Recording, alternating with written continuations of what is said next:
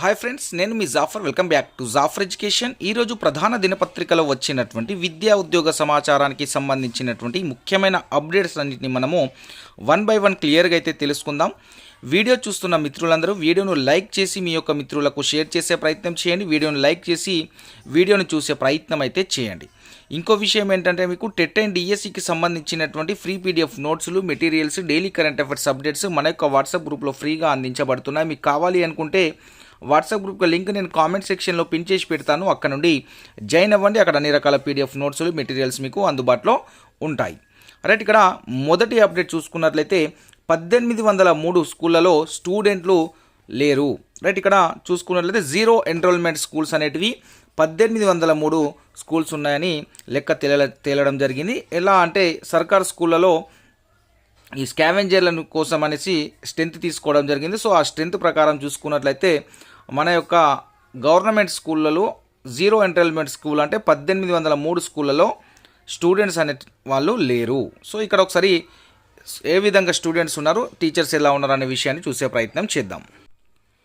ఒకసారి ఇక్కడ చూసే ప్రయత్నం చేద్దాం. జీరో ఎన్రోల్మెంట్ ఉన్నవి 1864 స్కూళ్ళు. అంటే ఇక్కడ ఏ ఒక్క స్టూడెంట్స్ కూడా స్కూల్లో అడ్మిషన్ తీసుకోలేదు.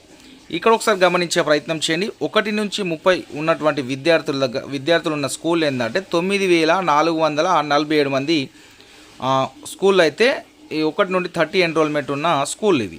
రైట్, ఇక్కడ టీచర్స్ ఏ విధంగా ఉన్నారంటే, ఈ అన్ని స్కూళ్ళలో సింగిల్ స్కూల్ టీచర్స్ మాత్రమే ఉంటారు. దాదాపుగా ఈ 9447 స్కూల్స్ ఏవైతే ఉన్నాయో ఇక్కడ అంతా సింగిల్ స్కూల్లే దాదాపుగా ఉంటారు. సో ఇక్కడ చూసుకున్నట్లయితే ఒక 25 మంది పిల్లలు ఉన్న దగ్గర ఒక టీచర్ ఉన్నట్లయితే ఆ టీచరు అన్ని సబ్జెక్టులను బోధించడం చాలా కష్టంతో కూడుకున్న పని. రైట్, పిల్లలకు క్వాలిటీ ఎడ్యుకేషన్, పేద విద్యార్థులకు క్వాలిటీ ఎడ్యుకేషన్ అందించాలంటే ఫస్ట్ అక్కడ ప్రతి స్కూల్లో టీచర్స్ మినిమం ఒక 2 టీచర్స్ని ఉంటే తప్పకుండా స్ట్రెంత్ అనేది ఆటోమేటిక్గా పెరుగుతుంది. రెండో విషయం, ఇక్కడ 31 నుంచి 100 మధ్యలో ఉన్నటువంటి స్కూల్ ఎంత, 9609. దీంట్లో ఒక విషయాన్ని నేను చెప్తాను మీకు. 90 మంది ఒక స్కూల్లో ఉన్నారు, నేను చూసినటువంటి స్కూల్లో. అక్కడ టీచర్స్ మాత్రము 2 ఉన్నారు. సో ఇక్కడ స్కూల్లో 90 మంది ఉన్న పిల్లలకు మినిమం ఒక 4 టీచర్స్ అయితే ఉండాలి. సో 4 లేదా 5 టీచర్స్ ఉంటే మాత్రమే సో ఈ స్ట్రెంత్ అనేది ఉంటుంది. నెక్స్ట్ ఇయర్ వచ్చేసరికి ఈ స్ట్రెంత్ అనేది తగ్గిపోతుంది ఆటోమేటిక్గా.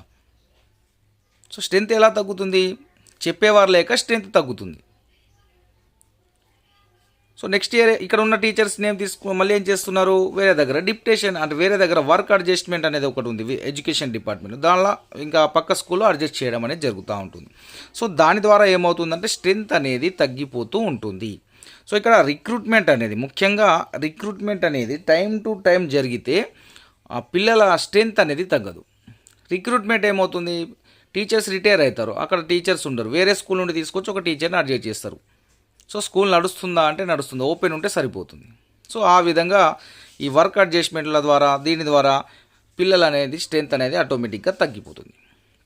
సో ఇక్కడ ఎడ్యుకేషన్ అనేది క్వాలిటీ ఎడ్యుకేషన్ అందిస్తారు గవర్నమెంట్ టీచర్స్. సో ఇంటెలిజెన్స్ ఉంటారు. కానీ ఇక్కడ ఒక విషయం ఏంటంటే, టీచర్స్ అనేది తక్కువ ఉంటారు. ఒకే టీచర్ని అన్నీ బోధించమనడం అనేది కష్టసాధ్యమైన పని, అది అందరికీ తెలిసినటువంటిది. ఇంకోటి 101 నుంచి 250 వరకు ఉన్నటువంటి స్కూళ్ళు 3947 ఉన్నాయి. ఇక నెక్స్ట్ చూసుకున్నట్లయితే 251 నుంచి 500 మధ్యలో 63 స్కూళ్ళు ఉన్నాయి. 501 నుంచి 750 మంది పిల్లలు ఉన్నటువంటి స్కూళ్ళు 272 ఉన్నాయి. 750కి పైగా ఉన్నటువంటి స్కూళ్ళు 85 అయితే ఉన్నాయి. ఇక్కడ ఒక విషయాన్ని గమనించినట్లయితే రిక్రూట్మెంట్ మెయిన్, ఇక్కడ టీచర్ రిక్రూట్మెంట్ అనేది టైం టు టైం జరిగితే ఈ జీరో ఎన్రోల్మెంట్ స్కూల్స్ అనేటివి ఉండవు. రెండవది, ఇక్కడ స్ట్రెంత్ అనేది ఆటోమేటిక్గా పెరుగుతుంది. టీచర్స్ రిక్రూట్మెంట్ అనేది 2017లో ఎగ్జామ్ పెడితే మళ్ళీ 2024లో ఎగ్జామ్ పెట్టారు. సో ఎన్ని ఇయర్స్ వచ్చిందో ఒకసారి మీరు గమనించే ప్రయత్నం చేయండి. 2017 నుంచి 2024 వరకు మినిమం 7 ఇయర్స్ అయితే పట్టింది మళ్ళీ ఇంకో డిఎస్సి నిర్వహించినారు. సో ఆ మధ్యలో చాలామంది టీచర్స్ రిటైర్ అయ్యారు, చాలామంది ట్రాన్స్ఫర్స్ అయ్యారు. మొన్న ఆ స్కూల్లో పిల్లల్ని ఎందుకు జాయిన్ చేస్తారు పేరెంట్స్? సో ప్రైవేట్ స్కూల్లో క్లాస్కో టీచర్ ఉంటారు తప్పకుండా. సో దాని ద్వారా ప్రైవేట్ స్కూల్కి వెళ్ళిపోతారు. టీచర్ రిక్రూట్మెంట్ అనేది ప్రతి సంవత్సరము ఎక్కడెక్కడ అవసరం ఉందో అక్కడక్కడ ఇది అత్యవసరమైనవి ఇవి కూడా. వైద్య సేవలు ఎలా అత్యవసరమైనమో టీచర్స్ కూడా అంత అత్యవసరమైనవి. సో అత్యవసరంగా ఆ టీచర్స్ ఎక్కడెక్కడ అవసరం ఉందో అక్కడక్కడ తీసుకోవాలి. అకాడమిక్ ఇన్స్ట్రక్షన్స్ లేవు, ఎవరిని కూడా తీసుకోవట్లేదు. సో దాని ద్వారానే స్ట్రెంత్ అనేది తగ్గిపోతుంది. సో నెక్స్ట్ డిఎస్సిలో రిక్రూట్మెంట్ అనేది మినిమం ఒక 15,000 నుంచి 20,000 దాకా వేకెన్సీని ఫిల్ చేసినట్లయితే ఈ నెక్స్ట్ ఇయర్ ఈ జీరో ఎన్రోల్మెంట్ స్కూల్స్ అనేటివి ఎన్రోల్ అవుతాయి. మళ్ళీ ఏటా కొత్తగా జీరో ఎన్రోల్మెంట్ స్కూల్ అనేటివి తయారు కావు. ఈ సంవత్సరం ఒక 1500 స్కూళ్ళని స్టార్ట్ చేస్తే మళ్ళీ 1500 స్కూళ్ళు జీరో ఎన్రోల్మెంట్ అయ్యాయి. అంటే రీజన్ ఏంటిది? టీచర్స్ అనేవారు అక్కడ నుండి అక్కడికి, ఇక్కడ నుండి ఇక్కడికి షిఫ్ట్ అవ్వడం వల్ల ఆటోమేటిక్గా పిల్లల స్ట్రెంత్ అనేది కూడా తగ్గిపోతుంది. కాబట్టి ఇక్కడ జీరో ఎన్రోల్మెంట్ స్కూల్స్ ఇవేవి ఉండదంటే నెక్స్ట్ రాబోయే డిఎస్సిలో జాబ్ క్యాలెండర్లో ఏదైతే వారు పేర్కొన్నారో నవంబర్లో టెట్ ఉంటుంది మీకు నోటిఫికేషన్, జనవరిలో దాని యొక్క ఎగ్జామ్ ఉంది. సో ఇది ఒక ఏప్రిల్లో డిఎస్సి ఎగ్జామ్ అని చెప్పారు. సో దానికి సంబంధించినటువంటి ఆ యొక్క నోటిఫికేషన్లో ఫిబ్రవరిలో ఇచ్చేటువంటి డిఎస్సి నోటిఫికేషన్లో ఒక 20,000 వరకు 15,000 నుంచి 20,000 వరకు టీచర్ రిక్రూట్మెంట్ చేసినట్లయితే, పోస్టులు ఉన్నట్లయితే, సో అప్పుడు ఈ స్ట్రెంత్ అనేది ఆటోమేటిక్గా తగ్గిపోతుంది. సో 2017లో పెట్టినటువంటి డిఎస్సి నోటిఫికేషన్కి 7 years తర్వాత ఇంకో పెడితే సో ఎలా సాధ్యమవుతుందో మీరు కూడా ఆలోచించే ప్రయత్నం చేయండి. సరే రైట్, నెక్స్ట్ డిఎస్సిలో ఇక్కడ నేను చెప్పాల్సిన విషయం ఏంటంటే నెక్స్ట్ రాబోయే డిఎస్సిలో 15,000 నుంచి 20,000 టీచర్ పోస్టులను ఫిలప్ చేసినట్లయితే సో క్వాలిటీ ఎడ్యుకేషన్ పేద పిల్లలకైతే అందుతుంది. క్వాలిటీ ఎడ్యుకేషన్ అందుతుంది. రెండవది ఏంటంటే ఇంకో విషయం ఏంటంటే ఇక్కడ ఎంప్లాయ్మెంట్ అనేది కూడా క్రియేట్ చేసినట్టు అవుతుంది. సో చాలామందికి ఉద్యోగాలు వస్తాయి. అదేవిధంగా చాలామందికి క్వాలిటీ ఎడ్యుకేషన్ అందించేటట్టు కూడా తయారు కావడం అనేది జరుగుతుంది. రైట్, ఇక్కడ ఒక విషయాన్ని గమనించే ప్రయత్నం చేద్దాం. ఇక్కడ ఈ స్కూళ్ళలో ఎందుకు తగ్గుతున్నాయంటే ఇంకో విషయం కూడా కేజీబీవి గురుకులాలు సో ఇవన్నీ రావడం ద్వారా కూడా ప్రైమరీ స్కూల్లో పిల్లలు వెళ్తున్నారు. ఎక్కడికి వెళ్తున్నారు? 4th క్లాస్ అయిన తర్వాతే వెళ్తారు. 5th క్లాస్లో పిల్లలు ఉండకపోవచ్చు, కానీ 1 to 4th క్లాస్ వరకు అయితే పిల్లలు ఉండాలి కదా. స్ట్రెంత్ తగ్గుతుందంటే ఈ రీజన్ చూపిస్తున్నారు, కానీ ఈ రీజన్ నేను చెప్పినటువంటి రీజన్ని చూపించట్లేదు. నేను చెప్పినటువంటి రీజన్ కూడా మెయిన్ అది ఫస్ట్ రీజన్లలో, అంటే ఫస్ట్ కారణాలలో రావాల్సిన కారణం అయితే ఇది. దాని తర్వాత పర్యవేక్షణ లేకపోవడం, అంటే హయ్యర్ అథారిటీ పర్యవేక్షణ స్కూళ్ళలో తగ్గిపోవడం రెండోది. సో ఈ రెండు ఫస్ట్ అండ్ సెకండ్ రీజన్లలో ఉంటాయి. సో ఫస్ట్ రీజనే టీచర్ రిక్రూట్మెంట్ని పర్ఫెక్ట్గా ఎక్కువ మందిని చేస్తే మాత్రమే సో ఆ యొక్క స్ట్రెంత్ అండ్ క్వాలిటీ ఎడ్యుకేషన్ అనేది అందుతుంది, లేకపోతే అందదు. నెక్స్ట్ ఇంకా రీజన్స్ ఉన్నాయి. గురుకులాలు కావడం కావచ్చు, మోడల్ స్కూల్ కావడం కావచ్చు, కేజీబీవీస్ కావచ్చు. దీంట్లో ఇది కూడా ఒక రీజనే, కానీ అవి 4 రీజన్ కిందకి వస్తాయి. ఫస్ట్ రీజన్స్ అయితే నేను చెప్పినట్టుండే, కాబట్టి డిఎస్సిలో ఎక్కువ పోస్టులను ఫిలప్ చేయాలి. నెక్స్ట్ ఇక్కడ చూసుకున్నట్లయితే 17 మోడల్ స్కూళ్ళలో టీచర్లు 0, అర్బన్ ఫుల్, రూరల్ నిల్. ఇటీవల బదిలీలలో టీచర్లకు స్థానచలనం, పట్టణ ప్రాంతాలకు ఎంచుకున్న టీచర్లు. రైట్, ఇక్కడ ట్రాన్స్ఫర్ జరిగాయి. చాలామంది టీచర్స్ ట్రాన్స్ఫర్స్ అయ్యారు మోడల్ స్కూళ్ళలో. సో దాదాపుగా 17 మోడల్ స్కూళ్ళలో టీచర్లు లేరు, 0. సో ఈ 17 మోడల్ స్కూల్లో అదేవిధంగా ఇంకెక్కడెక్కడ సబ్జెక్ట్ టీచర్స్ అవసరం ఉందో ఆయా జిల్లాలలో డిఓ ఆధ్వర్యంలో ఈ యొక్క రిక్రూట్మెంట్ అనేది జరగడం అనేది జరుగుతుంది. గమనించే ప్రయత్నం చేయండి. నిన్న మోడల్ స్కూళ్ళ గురించి చాలామంది అడగడం అనేది జరిగింది. ఒకసారి మనము చూసే ప్రయత్నం చేద్దాం. దీంట్లో రాష్ట్రంలో 194 మోడల్ స్కూళ్ళు ఉండగా వీటిలో 17 స్కూళ్ళలో ఒక్కరంటే ఒక టీచర్ కూడా లేరు. దీంతో ఈ స్కూల్లో 0 టీచర్లతో నడవనున్నాయి. విద్యార్థులు లేక టీచర్లు లేరని అనుకుంటే పప్పులో కాలేసినట్లే. విద్యార్థులు ఉన్న టీచర్లు లేని పరిస్థితి ఈ స్కూళ్ళలో ఉంది. ఆదిలాబాద్ జిల్లా సిరుపూర్ మోడల్ స్కూళ్ళలో ఒక్కరంటే ఒక్క టీచర్ కూడా లేరు. ఈ స్కూల్లో గతంలో 10 మందికి పైగా టీచర్లు పనిచేసేవారు, కానీ ఇప్పుడు ఒక్క టీచర్ కూడా లేరు. కానీ ఇదే జిల్లాలోని నార్నూర్ మోడల్ స్కూల్కి ఇదే పరిస్థితి. ఇటీవల టీచర్ల బదిలీ కావడంతో రాష్ట్రంలో పలు మోడల్ స్కూళ్లలో టీచర్లు లేరు. పలు స్కూళ్లలో టీచర్ల కొరత దారితీసింది. ముఖ్యంగా పట్టణ ప్రాంతాలకు సమీపంలో మోడల్ స్కూళ్ల టీచర్లతో నిండిపోగా మారుమూల ప్రాంతాల్లో మోడల్ స్కూలు ఖాళీ అయ్యాయి. ఆదిలాబాద్, కొమరంభీం, ఆసిఫాబాద్ జిల్లాలోని అత్యంత మారుమూల ప్రాంతాలు, రాష్ట్ర సరిహద్దులో స్కూళ్లు, సంగారెడ్డి జిల్లాలోని కర్ణాటక సరిహద్దు ప్రాంతంలోని టీచర్లంతా బదిలీలకు పట్టణ ప్రాంతాలకు బదిలీ అయ్యారు. అయితే వీటికి ఎంపిక చేసుకోకపోవడంతో ఇప్పుడు స్కూళ్ళ టీచర్ల కొరత సమస్యకు దారితీస్తుంది. రాష్ట్రంలో 194 మోడల్ స్కూళ్ళు ఉంటే శనివారం టీచర్ల బదిలీ చేపట్టగా 1923 మంది పీజీటీలు, 748 మంది టీజీటీలు చొప్పున మొత్తంగా 2757 మంది టీచర్లు బదిలీ అయ్యారు. వాస్తవానికి ఒక్క మోడల్ స్కూల్ కనీసంగా 500 మంది విద్యార్థులు ఉంటారు. ప్రతి స్కూల్లో కనీసంగా 20 మంది టీచర్ల అవసరం ఉంటుంది. తాజాగా బదిలీలతో రెండు స్కూళ్ళలో ఒకరంటే ఒక టీచర్, 1-2 స్కూళ్ళలో ఒకరంటే ఒక టీచర్ లేకుండా పోయారు. మరికొన్ని మోడల్ స్కూళ్ళలో 3-4 టీచర్లే మిగిలారు. రైట్, ఇక్కడ ఆసిఫాబాద్ జిల్లా మోడల్ స్కూల్లో మొత్తం 807 మంది విద్యార్థులు ఉంటే రాష్ట్రంలో అత్యధిక విద్యార్థులు ఉన్న స్కూల్ ఇదే. గతంలో ఈ స్కూల్లో 17 మంది రెగ్యులర్ టీచర్లు పనిచేసేవారు. తాజాగా బదిలీలతో ఈ స్కూల్లో కేవలం 2 టీచర్లు మాత్రమే మిగిలారు. ఇందులో ఒకరు ట్రైన్డ్ గ్రాడ్యుయేట్ టీచర్ కాగా మరొకరు పోస్ట్ గ్రాడ్యుయేట్ టీచర్స్ ఉన్నారు. ఇక ఆదిలాబాద్ జిల్లా బజారాహత్నూర్ మోడల్ స్కూల్లో గతంలో 16 మంది టీచర్లు ఉంటే కానీ ఇప్పుడు కేవలం ముగ్గురే మిగిలారు. కామారెడ్డి జిల్లా నాగిరెడ్డిపల్లి మోడల్ స్కూల్లో 3 టీచర్లు మాత్రమే ఉన్నారు.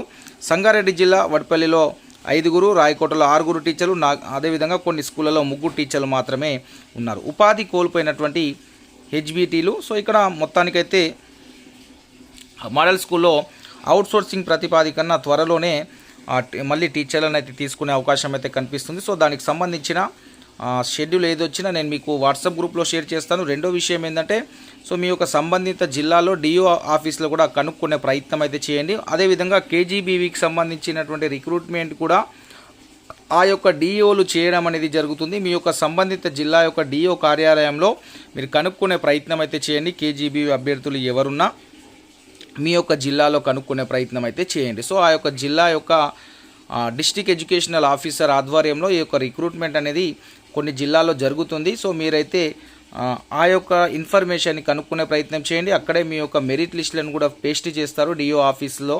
సో మీరు దాన్ని కనుక్కునే ప్రయత్నం అయితే చేయండి. కేజీబీవీకి సంబంధించిన అప్డేట్ అయితే ఈ విధంగా ఉంది. సో కొందరు స్కూళ్ళలో వెళ్ళడం కానివ్వండి, కొందరికి నెక్స్ట్ మెరిట్లో ఉన్న వారికి ఫోన్లు చేయడం కానివ్వండి, మెసేజ్ చేయడం కానీ, లేకపోతే మీరే కనుక్కోవడం కానీ ఇలాంటివి చేసే ప్రయత్నం అయితే చేయండి. ఇక నెక్స్ట్ అప్డేట్ ఇక్కడ చూసుకున్నట్లయితే, ఏడాది చివరి నాటికి మరో 35,000 ఉద్యోగాల భర్తీ. అధికారంలోకి వచ్చిన 90 రోజుల్లోనే 30,000 ఉద్యోగాలు భర్తీ చేశాము అని సీఎం రేవంత్ రెడ్డి గారు అన్నారు. ఈ ఏడాది చివరి నాటికి మరో 35,000 ఉద్యోగాలను భర్తీ చేస్తామని రేవంత్ రెడ్డి వెల్లడించారు. ఇక్కడ ఒక విషయాన్ని నేను స్పష్టంగా చెప్పగదలుచుకుంటున్నాను. దాంట్లో ఈ 35,000లో ఈ డిఎస్సి రిక్రూట్మెంట్ కూడా ఉండబోతుంది. సో ఇక్కడ ఒక విషయాన్ని గమనించినట్లయితే డిసెంబర్ 9, సో డిసెంబర్ 9కి అపాయింట్మెంట్స్ ఇవ్వాలనేది వీరు పెట్టుకున్నట్టు కనిపిస్తూ ఉంది మనకు. ఆ ఏడాది చివరి నాటికంటే డిసెంబరే ఉంది. రెండవది ఏంటంటే, ఇక్కడ జేఎల్కి సంబంధించిన ఫైనల్ లిస్ట్ కూడా వస్తుంది తొందరలోనే. సో దానికి కూడా రిక్రూట్మెంట్ అనేది అపాయింట్మెంట్స్ అనేవి డిసెంబర్ 9కి ఇచ్చే అవకాశం ఉంది. మిగతా చాలా నోటిఫికేషన్లని ఈ జిఆర్ఎల్ అదేవిధంగా 1:3 వెరిఫికేషన్ చేసి ఉంచుతున్నారు. సో వీటన్నిటిని డిసెంబర్ 9 రోజు అపాయింట్మెంట్ ఇవ్వాలని ఒక ఆలోచనలో ప్రభుత్వం ఉన్నట్టు కనిపిస్తుంది. సో ఈ దసరా నాటికి డిఎస్సి రిక్రూట్మెంట్ కాకపోవచ్చు. సో ఈ యొక్క వార్త చూసినట్లయితే, ఒకవేళ ఈ అక్టోబర్లో డిఎస్సి రిక్రూట్మెంట్ కాకపోతే డిసెంబర్లో వారికి అపాయింట్మెంట్ ఆర్డర్స్ అయితే ఇచ్చే అవకాశం అయితే మనకు కనిపిస్తూ ఉంది. రైట్, ఇక్కడ మీరు ఒక విషయాన్ని గమనించండి.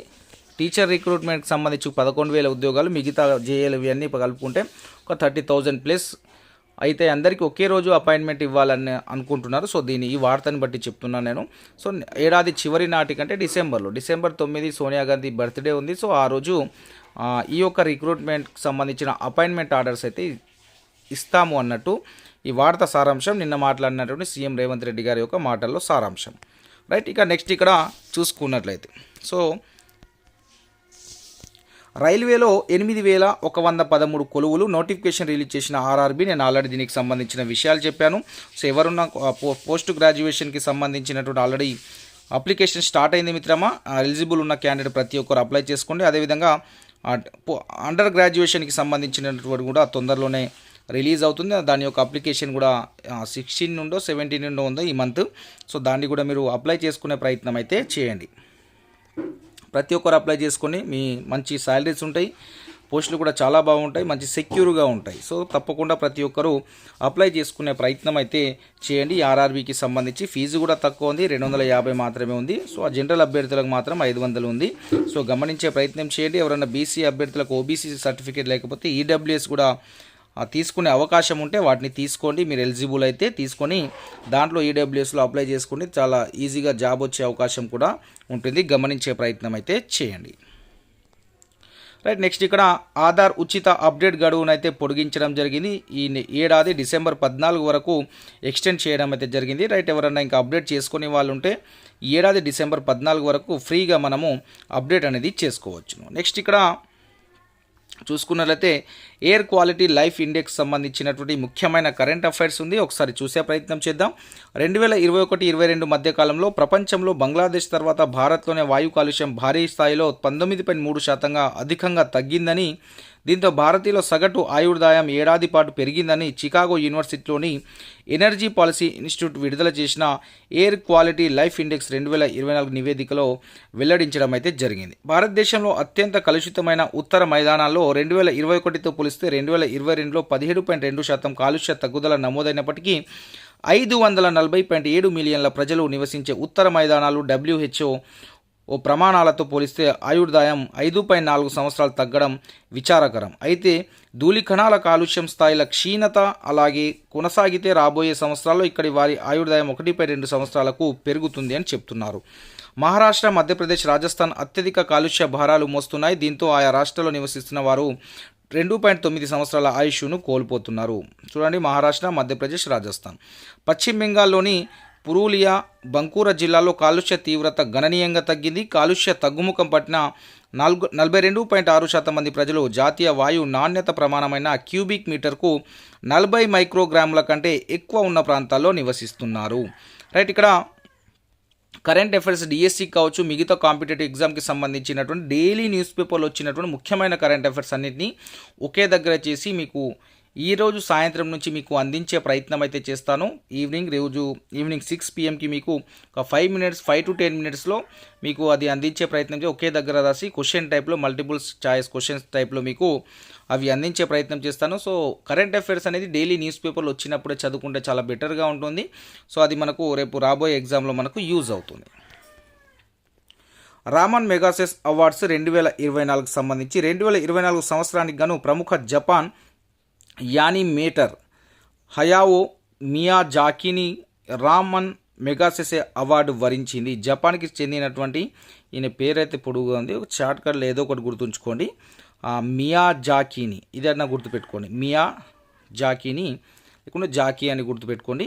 రామన్ మెగాసెసే అవార్డు వచ్చింది. ఆయనతో పాటు వియత్నాం డాక్టర్ nguyen, అదేవిధంగా మాజీ బౌద్ధ సన్యాసి కర్మ ఫున్షో, ఇండోనేషియాకు చెందిన ఫర్వీజీ ఫర్హానాకు, అదేవిధంగా థాయిలాండ్కు చెందిన రూరల్ డాక్టర్ మూవ్మెంట్ సంస్థకు ఈ పురస్కారం దక్కడం అయితే జరిగింది.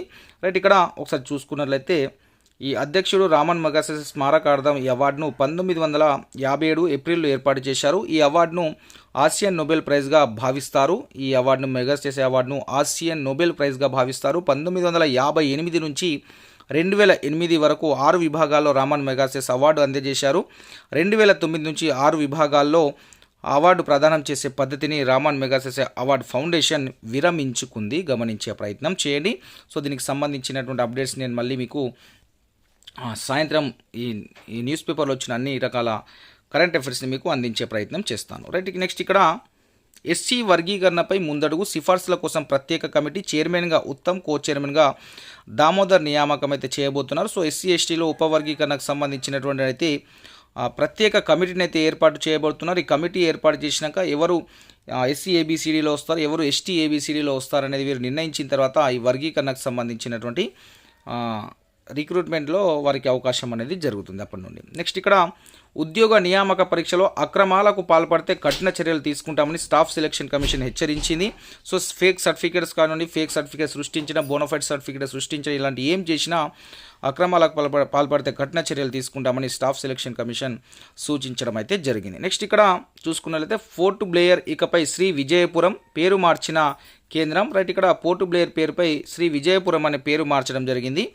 మన అండమాన్ నికోబార్ దీవుల రాజధాని అయిన పోర్ట్ బ్లేయర్ పేరు మారుస్తున్నట్లు కేంద్ర ప్రభుత్వం ప్రకటించింది. దీనిని ఇక శ్రీ విజయపురం అని పిలవాల్సిందైతే ఉంటుంది. రైట్, ఇక ఈరోజు వచ్చినటువంటి ముఖ్యమైన అంశాలు అయితే ఈ విధంగా ఉన్నాయి.